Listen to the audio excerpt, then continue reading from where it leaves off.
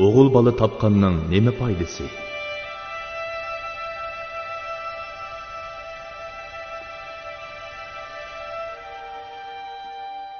Oilasi bek namrat bo'lg'achqa, u 35 yoshga kirganda ondan eri o'lib ketgan bir ayol bilan to'y qildi. Bir yildan keyin ayoli bir o'g'il tug'di. O'g'il noiti chechan, aqlli cho'ng bo'ldi. U kechikib topgan bu o'g'lining kichikkina tog'liq rayonda bir umr jafo tortib o'tishini xohlamadi. Shunga jon tikib ishlab, o'g'lini oliy maktabda o'qitdi. Endi hikoyani o'g'lidan anglayli. U o'g'il oliy maktabni bitkizgandan keyin noyalik moliya idorasiga xizmatga tushdi. Uning temir taboqqa erishganligidan dadasi olamcha xush bo'ldi. U xizmatga tushib yarim yildan keyin noyalik savdo sanoatni ma'muriy boshqarish idorasida ishlaydigan bir qiz bilan muhabbatlashdi. Qizmo yezliq bo'lib, maktab bitirib kelib noyada qolgan edi. Bir yildan keyin ikkalan to'y qildi. Bir qitim uning dadasi ularninkiga keldi. Uyda kelin qizi bor edi. Kelin qiynatisining ishi bo'lmasa bu yerga kelmaydiganligini biladi.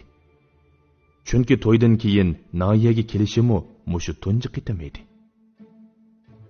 Dada, sizning bu uyga tunji kelishingiz, cho'qim bir ishingiz bor. Qiynadanga, o'g'lingiz bilan ishkimiz cho'qim hal qilib beramiz. Obdan kelin qizim, obdan turibsizlar, avval shu silni yo'qlab. So'rab qoldingiz qizim.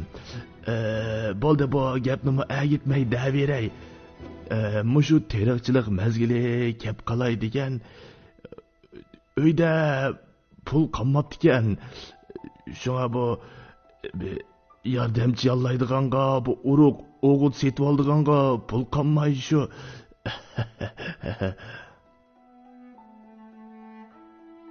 Yigit ishdan kelib edi, ayoli uni yotoq uyga tortib kirdi. Hay, dadingiz yordamchi yollaydigan uruq o'g'it setib oldiganga pul deb kepti. Qancha bersak bo'ladi? Qani siz deb beqingmi? 50 qo'y yeta. Kam qolgan yer bo'lsa, dadingiz o'z yana hal qilib ketalaydi-ku. Atsi ayoli bir necha oddiy qo'rma tayyorlab, qiynatisini kutib olgan bo'ldi. Tamoq yeb bo'lgandan keyin ayoli yanchuqidan 50 puldan birini chiqarib dedi. Dada, teriqchilikqa bu pul yetib qolar ha? Bizmi oyliqimizni u oydan bu oyga orolga yetkazib ketyapmiz. Dada pulni elib, hech nima demayla ketib qoldi. Necha kundan keyin yigitning qiynonasi keldi. Ayoli bozorga chiqib, beliq, go'sht, tuxum ilib kelib, esil tamoq tayyorlab, onasini kutib oldi. U ishdan kelib edi, ayoli uni yotoq uyga tortib kirdi. Hay, anam pul lozim deb kepti. Qancha bersak bo'ladi? Hech bo'lmasa 500 qo'y bermasak bo'lmaydi jumu. 50 bilan 500 degan son uning kallasiga o'rnab ketdi. Keyin uning ayoli qo'saq ko'tarib 8 oy bo'lganda yezdagi onasining uyiga bordi. Mangar chaqda u ayoliga topildi. Agar bola o'g'il bo'lsa, kimga beribsang beribat. Menga xabarmi qilma. Qiz bo'lsa xabar qil. Men jinini tikib boqaman, dedi-da ayolning qayturgan javoblarini anglamadi. Ham bu gapida qattiq turdi. Bir kuni uning qiynonasi uningga telefon urib, uning qiz tuqqanligini aytdi. U idoradan ruxsat so'rab, 16 to'qu, 300 dona tuxum va bir qism quvvat yemakliklarini elib yo'lga chiqdi. U qiynonasining uyiga kirib, narsalarni qo'yibla ayoli yotgan uyga kirib, birinchi bo'lib bolani qo'liga elib, yo'gakni yechib qaradi-yu, ochiqdan yerilgidek bo'ldi. Bola o'g'il edi.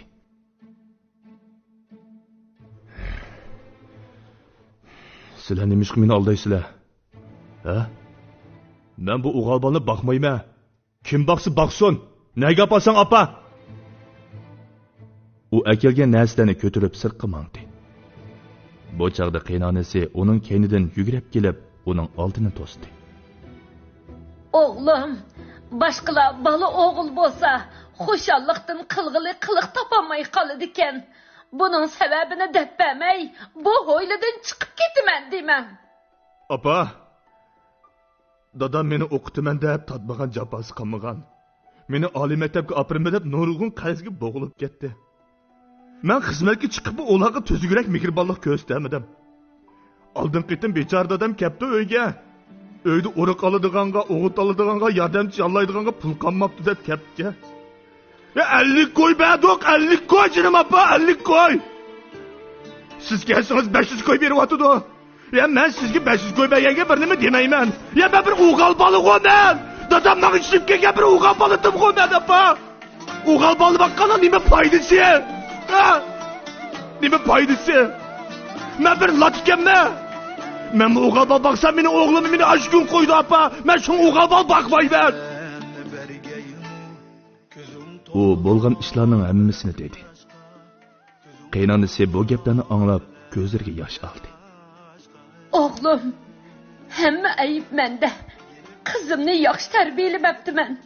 Maktabda yaxshi o'qisili bo'ldi deb, axloq, odmiylik, oila axloqi, mehribonlik jihatlaridagi tarbiyaga sal qarabdiman. Qaynona qizi yotgan uyga kirib, qiziga to'ladi. Senmi uydan chiq. Sendek qiynonsiga vafo yetkizmagan. Senda qizim menmi bakmayman. Ana, hiç bo'lmasa 40 to'shqichi bo'lsa-mu turib olay. Sizga va'da beray. Bundan keyin cho'qim ularga vafodorligimni yetkazaman. Qiz yolvurib yig'ladi. Bir maydon va'da berishlardan keyin u qoyil bo'lgan holda uyga qaytib kirdi. Ko'zing kulsa, ko'ngil kulmay, hayot boshqa, yashash boshqa.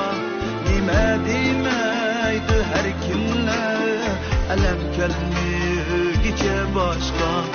Hayotda har nafas nimmat, unutulur hikmat.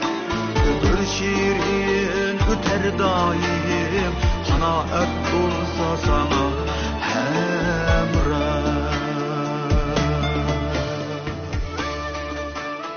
Mazkur asar Hamza salonda tarqatildi.